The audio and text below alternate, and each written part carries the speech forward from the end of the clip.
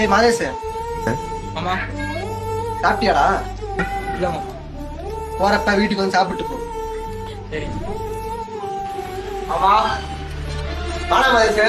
ஏய் ஆர்த்தி, மாதேஷ் வந்துருக்கா, மாதிரி சாப்பாடு போட்டு எடுத்து வா.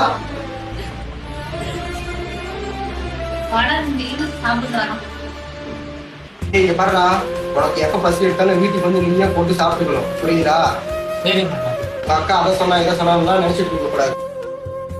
அப்பா இல்ல அம்மா இல்லைன்னா யோசிச்சுட்டு இருக்காத. எதுனாலும் மாமன் நான் இருக்கேன், நான் உனக்கு பண்ணுவேன், சரியா? சாப்பிடு.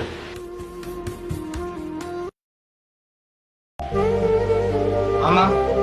ஏண்டா அம்மா பசிக்குது, சாப்பாடு இருக்கா? சாப்பாடு எதுவும் செய்யலையாடா? அக்கா வேற வீட்டுல இல்ல, கடைக்கு போயிருக்கா. எதுவும் சாப்பாடு செய்யல போல இருக்கு. உனக்கு பறிச்சா போய் கடையில போய் சாப்பிட்டுக்க போ. சாப்பாடு எல்லாம் ஒண்ணும் இல்ல போ.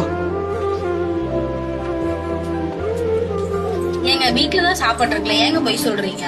ஒரு நாள் 2 நாள்னா கொடுக்கலாம், தினமும் சோறு வேணும்னா எங்க போறது? அவன் பாவம் இல்லைங்க, எவ்வளவு கஷ்டப்படுவான். பாவம்னா அவனுக்கு சோறு போட்டா நீ பட்டினியா கிடக்கணும். கிடக்குறியா? உள்ளபடி வந்துட்டா தம்பிக்காரனுக்கு சப்போர்ட் பண்றதுக்கு.